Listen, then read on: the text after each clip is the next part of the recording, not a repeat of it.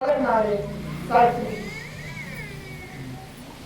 लड़की गई तो लड़के की शादी कर दी और गांव में सब लोग ताना मारे करें कि इनका कोई बालक ना है, तो उन्होंने अपनो घर बनाओ जंगल में जाके दोनों डोकरी हुआ ही भजन करे गए। तो वो डोकर ने वो भक्त ने भगवान के प्रेमी रहे और माता जी ने वो कम भक्त ने जंगल में रह करे। तो एक गांव में कोई व्यापारी आओ जैसे भैंस खरीदता है लोग, तो गांव में बूढ़ी के हम रुकना चाहता व्यापारी हैं और हम जो है भैंस वगैरह खरीद के और 2-4 दिन रुकता है और अपने सब जानवर लाद के फिर चले जाता। तो सबने बताई कि हमारे जगह आप चले जाओ, दोनों डोकर डोगरी दे और बड़ो अच्छी जगह है, बगीचा है, वहीं लेके तुम बांधत रहिए और अपनी पिट्टी जाके ले लीजिए। व्यापारी वहां पहुंचो। व्यापारी ने सोची कि जब पैसा जो हमारे पास है, जब पैसा को सब इनके पास जमा कर दें और यदि जरूरत हो ले लेके हम अपना चला लेंगे। पैसा सब जमा करके रात को वो सोए। अब उन माता जी की नीयत खराब हुई, रात में अपने डोकर को जगाओ कि देखो ये तो परदेसी है, अपने यहाँ रुको हुआ है, ऐसा करो ये इतना पैसा अपने पास है, जाको काट के दे घर के गाड़ और ये सब पैसा जो है जाते बढ़िया घर के मकान बनाएंगे कहीं शहर में और मौजते रहेंगे। उन्होंने बहुत समझाओ, मने करो और द्वारे पे आओ है, घर के कोई बाल ना बच्चे ना लड़कियों की शादी कर दी, आगे घर के करेंगे होगा पैसा को, अपने पास पर्याप्त खेती है, गल्ला खान को है ही जाता है, ऐसा भूल क्यों ना करना है। सुबह तो बहु सोए, व्यापारी सोए और वो माता जी ने पोड़िया उठा के एक ही पोड़िया में गर्दन अलग कर दे। तब पति देव को जगाओ कि देखो अब उठ के सगुना दे, हमने जो करना हो तो कर दो, अब तो मजबूरी है। गड्ढा वड्ढा खोद के गाड़ के मतलब सब जैसे का कोई यहाँ आओगा, ताकि बाद में भगवान की ऐसी लीला वो पैसा जो है बातें उन्होंने जमीन जायदाद बंगला बढ़िया बनाए हुए, शहर में जाके बढ़िया कोठी बना के पैसा ले जाता, ठाटते रहने लगे।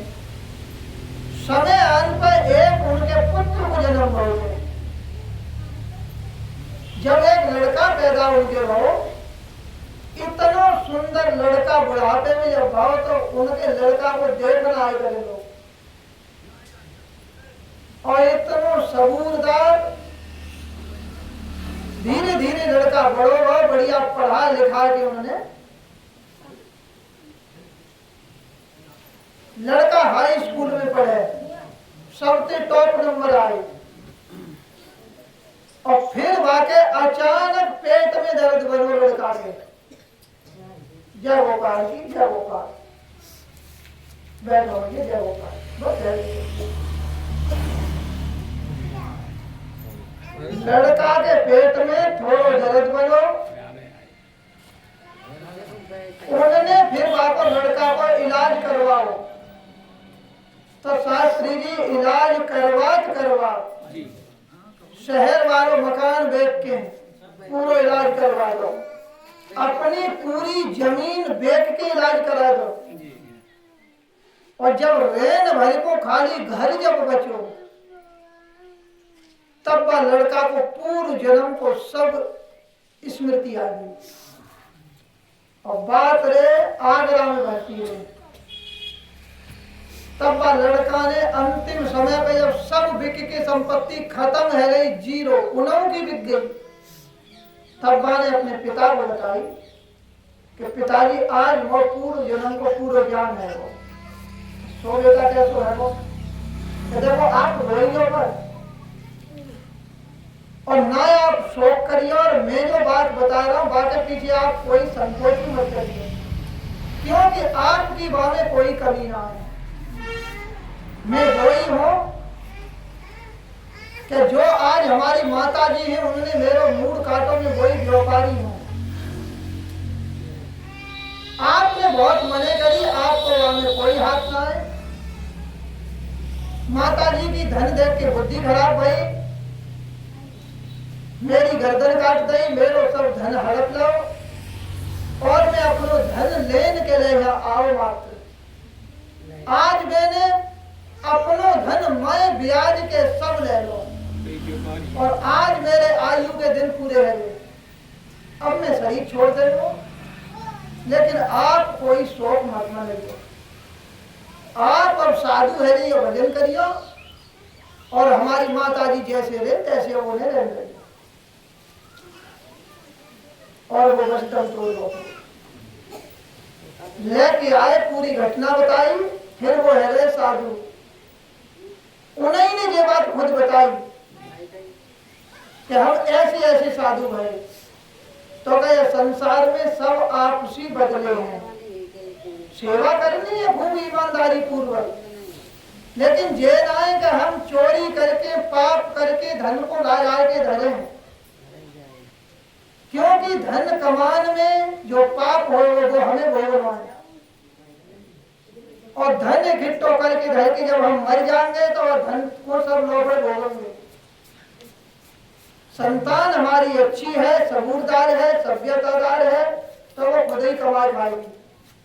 पूत सपूत तो का धन संचय और पूत कपूत तो का धन संचय। संतान अच्छी है तो वो खुद इतना कमा लेगी कि आपको नाम रोशन कर देगी। और संतान अगर खराब निकल आवे, कुकर्मी निकल आवे तो वो आप कितनों धन कितनों करके रख दो, कितनों व्यवहार अच्छो कर दो, आपके सब व्यवहार पे और सब धन को पानी फेर देगी। तो हमें अपनी संतान को भौतिक धन बहुत ना छोड़ना चाहिए, बहुत प्रयास ना करनी चाहिए। आध्यात्मिक संपत्ति, अच्छे संस्कार उन्हें देने चाहिए। उनको बड़े बुजुर्ग की सेवा सिखाओ, संत महात्माओं की सेवा सिखाओ, अच्छी संगत में बैठना सिखाओ, अच्छी उनकी पढ़ाई लिखाई करा दो। और जब उनके पास संस्कार अच्छे हैं तो वो खुद ही बाद में सबूरते रहेंगे और कमा खा लेंगे। संस्कार गलत हैं, शराबी जुआरी हैं तो वो आपकी संपत्ति को सब बर्बाद कर देंगे। तो हमें अच्छे संस्कार देने चाहिए अपनी संतान को। आत्मिक संपत्ति जो है वही स्थिर संपत्ति है, बाई हमारे काम चले वो आगे। यहाँ की संपत्ति तो ये सब देखत देखत सब नष्ट है रही है। आप लोग देखते हैं सालों में लाखों रुपया कमाता है और जब लक्ष्मी को जानो हो तो न कोई बीमार है तो एकदम चली जाओ। लड़का बालक में गाँव झगड़ा करता तो लाखों रुपया मुकदमा में एकदम चले जाओ। तो हमें धन कमाना चाहिए लेकिन मेहनत से, ईमानदारी के साथ। और मेहनत की कमाई 10वां भाग दान पुण्य कर देना चाहिए। कोई गरीब है, जरूरतमंद है, उनकी सेवा में लगा देना चाहिए। और मांस और मदिरा को सेवन ना करना चाहिए, मांस मदिरा को बिल्कुल त्याग कर देना चाहिए, क्योंकि मांस मदिरा खाने से बुद्धि खराब हो जाती है। और जब बुद्धि खराब हो जाएगी तो आपके पास बचो ही का फिर। आप देखो कितने ही लोग शराब पीते हैं, जिम्मेदारों की जिम्मेदारियां बिक गई। सेता में गोविंद कौन है वो अमित लड़का, तो हमें अच्छी शिक्षा देनी चाहिए। एक बहुत बड़ी भ्रांति है शास्त्री जी महाराज, जब तक माता पिता हैं महाराज जी इनके घर में तो कोई शराब ना पिए तो इनके भ्रांति ये है कि जब तक घर में माता पिता हैं तब तक तीर्थ व्रत और महात्मा के पाठ ज्ञान की कोई जरूरत ना है,